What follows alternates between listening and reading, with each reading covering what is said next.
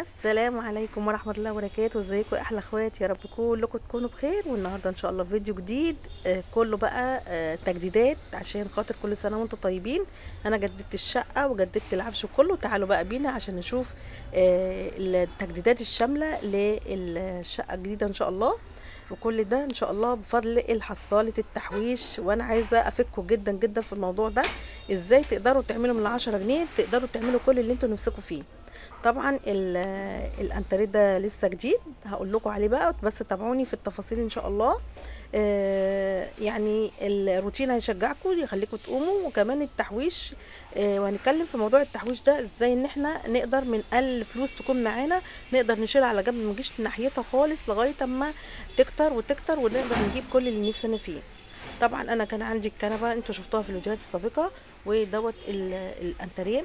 هقول لكم التفاصيل الكامله فيه في الفيديو، بس طبعا اخر الفيديو. بس ما تنسوش بالله عليكم تدوسوا لي طبعا اشتراك ومتابعه ولايك اهم حاجه، وما تنسوش تكتبوا لي في التعليقات ايه رايكم بقى، إيه رايكم في التجديدات الشامله اللي انا هقولها لكم، وانتوا تقدروا تستفادوا من الافكار الجديده اللي في الفيديو. اتمنى يعجبكم الفيديو، واتمنى اكون ضيفه خفيفه عليكم. بحبكم كلكم في الله، يا ريت تشجعوني وكده تقوموني، لان انا لسه قناه جديده، فانا بقى ايه معتمده على الله ثم عليكم ان شاء الله. بصوا بقى، انا هنا دوت كان جديد، شلت من عليه الورق طبعا. وهنشوف كده. انا كنت بيضت الشقه، يعني اديت لها وش نظافه كده، لان انا واخداها كده على يعني كان فيها شويه ايه كده حاجات ما عجبتنيش، فاديت لها وش نظافه. وهنا ان شاء الله كده انا اهو، يعني مكان بقى مكان الراجل ما كان بيخرم مواسير الستاير، فالطراب التاني انا لو كنت اعرف كده ما كنتش شلت الورق من عليه. فانا هنا كده بديله التنظيفه الاخيره للركن، عشان هنبدا ايه نفرش الحاجات على بال بقى ما يجي خطوه خطوه خطوه كده نيجي نقدر نفرش الستاير. هبقى اوريها لكم برضو في فيديو جديد ان شاء الله. هنا كلها كانت اتطربت، وببدا ان انا اشيل منها الاتربه كلها، وده بالمنظر ده. ايه رايكم بقى في الانتريه ده؟ يا رب يعجبكم. طبعا انا جايباه وعليه خصم، هقول لكم على سعره في اخر الفيديو، بس طبعا اخر الفيديو. بس ما تنسوش بالله عليكم اللايك اهم حاجه، وما تنسوش تكتبوا لي في التعليقات ايه رايكم في اللون بتاعه، وايه رايكم انا بسالكم ايه رايكم اجيب له ستاير لون ايه، لان انا محتاره في الموضوع ده جدا. تمام. هنا كنت خلاص يعني نضفتها خالص كلها كده وشلت التراب من عليها. هنبدأ بقى نروح ننتقل لحتة تانية ان شاء الله في الشقة، وهنشوف مع بعض الخطوات اللي جاية.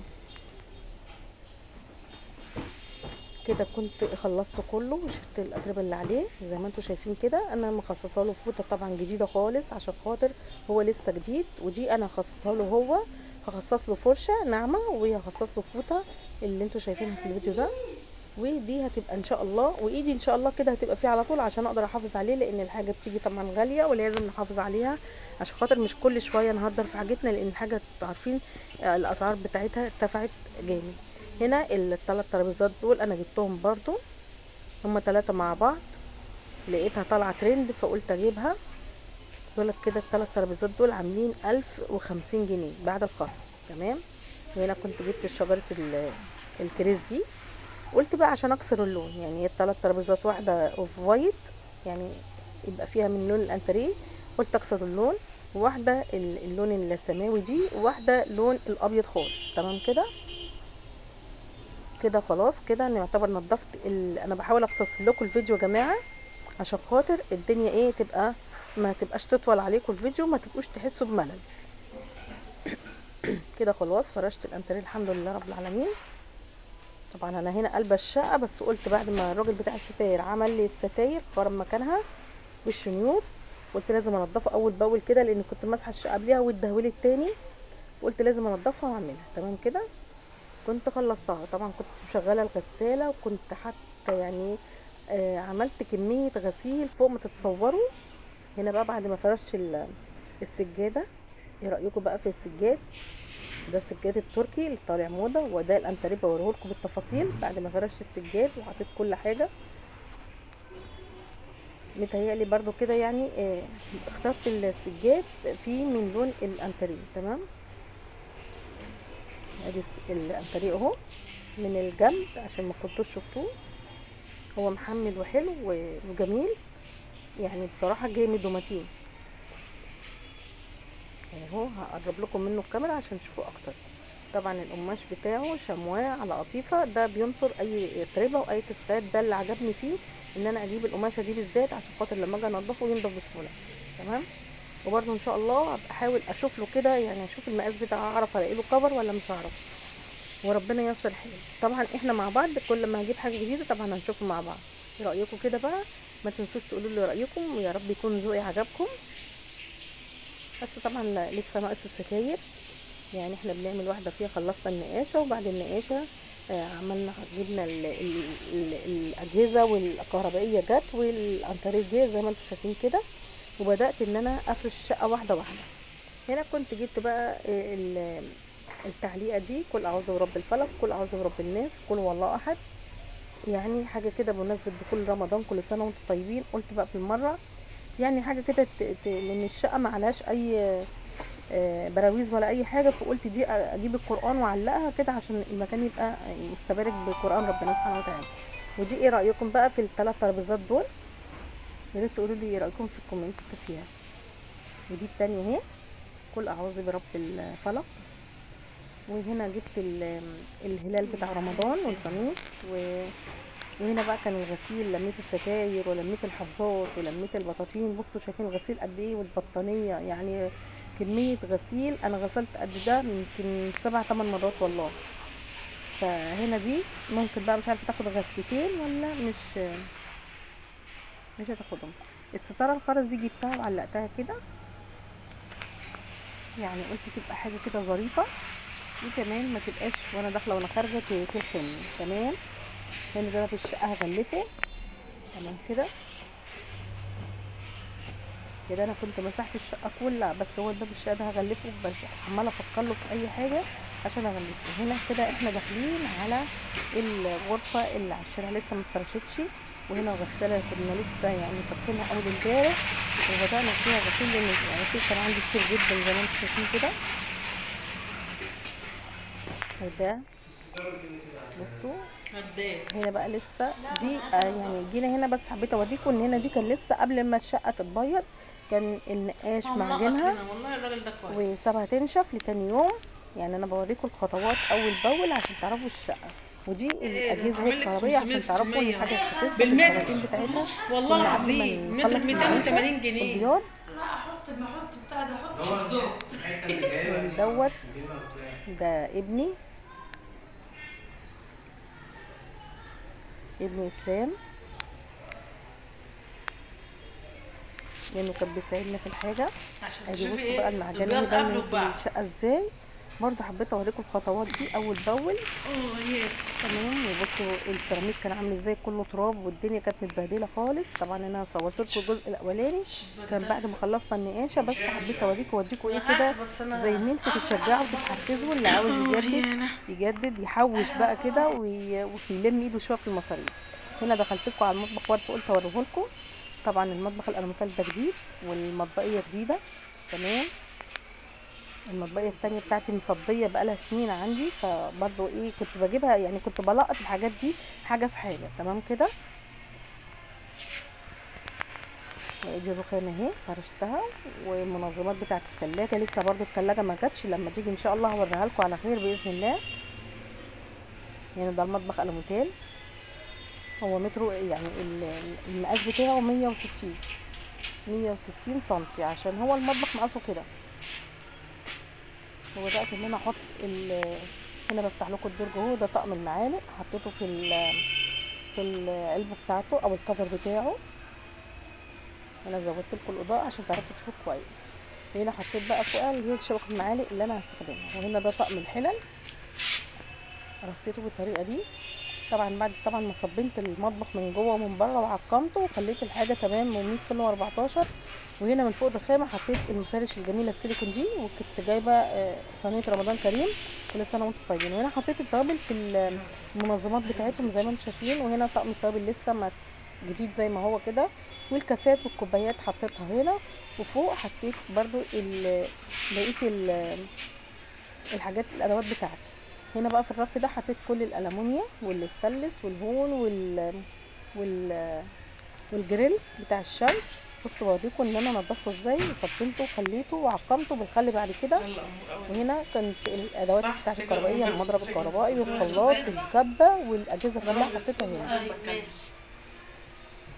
زي ما انتم شايفين. وادي الخلاط والكبه فوق. تمام كده.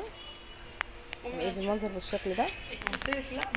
هنا بقى حطيت السكين الفرداني والمخرطه والكلام ده كله. ودي كنت لسه حاطه بقى فيها الحاجات المخلل والكلام ده كله لسه برضه رص. وده البراد برضه لسه جديد هي خدت خلاط ستك حد كلمها.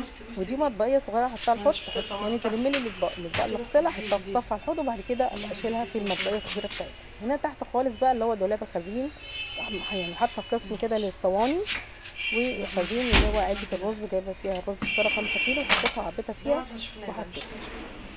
تمام. وهنا بقى ايه الخزين التاني في الضرفه الاخرانيه، المكرونات بقى والزيوت والسمنه والخل والشعريه والكلام ده كله. فين بقى فين الضرفه دي؟ تمام كده. قولي لي بقى هنا بقى علقت المطبقيه وحطيت فيها برده كوبايات دي جديده. جبت كوبايات رمضان، كنت الستة دول عاملين 70 جنيه. والاطباق بقى بتاعتي ولسه بقى اطلع طبعا. ودي المصافي ودي الفرش بتاعتي والحاجه والمعالق السيليكون والصفايه بتاعت الخضار. برضو لسه يعني المطبخ عاوز ايه يعني تشطيب كده، وان شاء الله برضو في الفينش الاخير هوريه لكم لان هزود عليه حاجات وهزود اضاءه. وادي الهلال والنجمه بتاعت رمضان. كل سنه وانتم طيبين. ربنا ان شاء الله يبارك لنا في شعبان ويبلغنا رمضان على خير، لا فاقدين ولا مفقودين، واحنا في اتم صحه واحسن حال. ربنا يبارك فيكم يا رب كده ويجعل الامه الاسلاميه بالخير كلها والسلام والامن والامان على كل الناس يا رب. ايه رايكم بقى في المطبخ؟ يا ريت تقولوا لي ايه رايكم في الكومنتات. وهنا برضو قلت اوريكم برضو الانتريه بعد الفرش، بس هو مش هيبان غير طبعا بالستاره، وفي حاجات لسه هتيجي. وطبعا لما الشقه تتفرش كلها هتبان اكتر، بس انا قلت اوريكم الخطوات اول باول. طبعا يعني انا من الفلوس اللي كانت بتفيد مني من الخضار، انا وريتكم كذا فيديو قبل كده ان انا كنت بجيب حصاله او برطمان وبشيل فيه الفضه لوحدها وبشيل فيه الورق لوحده، اللي اتبقى مني بحط الورق في الحصاله بتاعه الورق والفضه حطها في برطمان او في الازازه زي ما انتم شفتوا في اول فيديو انا نزلته. هنا بقى ده الدولاب ده جميل جدا، عجبني تحفه، حته تحفه. كنت بصراحه يعني قلت اجيبه كده لانه كان عايز ميزانيه معينه، فقلت اجيبه يمشي مع الانتريه وبيمشي مع البياض بتاع لان اللون البياض ده كريمي. يمكن هو مش ظاهر في الفيديو قوي لان الاضاءه برضو لسه ما اتقوتش، بس ان شاء الله هنحاول في الفيديوهات اللي جايه تزود. هنا بقى هوريكم الاوضه الغرفه بقى الكبيره. ادي فرشت طبعا لونها بينك،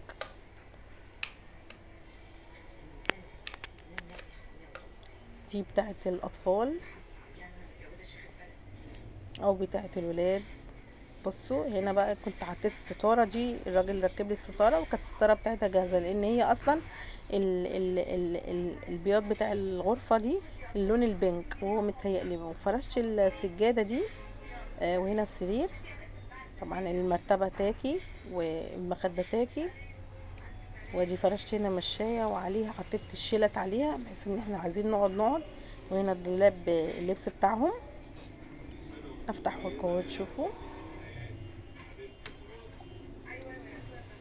برضو ده خد وقت في الرص. المفروض كنت ان انا اعمل لكم يعني روتين تصوير، روتين رص الدواليب عموما، بس والله العظيم يعني الواحد انتوا عارفين اللي بينقل في شقه جديده يعني بيبقى عليه ضغط جامد من كل حته، مش عارف يعمل ايه ولا ايه ولا ايه.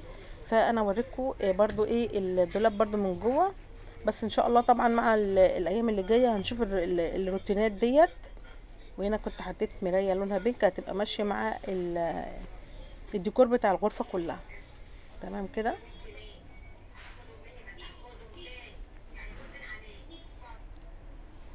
وادي بقيه الغسيل كده. انا طفيت النور ونشوف بقى الغرفه التانية.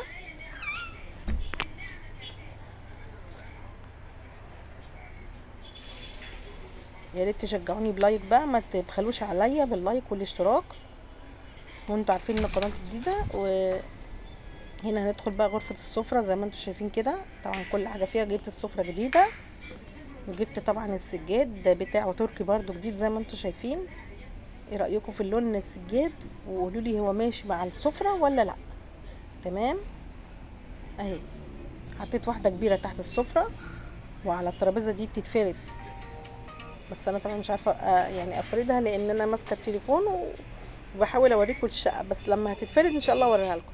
هنا بقى جبت السجاده دي كبيره تحت السفره نفسها، وجنبها مشايه لان لقيت لسه البلاط باين كتير.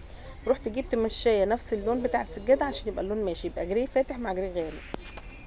حطيت عليها طبعا اللي هي المناديل، وحطيت عليها فانوس رمضان. هي اللون دي ازاز وعليها الرسمه زي ما انتم شايفين كده، جري فاتح مع جري غامق مع اصفر، بس شكلها تحفه لكن هي مش باينه بس. وهنا الكراسي اللي عجبني فيها ان هي جلد ومتغلفه كلها، يعني بصراحه لو اي حاجه مش قماش قعدتها مريحه جدا. عجبتني في ان هي قعدتها مريحه جدا بصراحه، يعني انا بصراحه عجبتني جدا.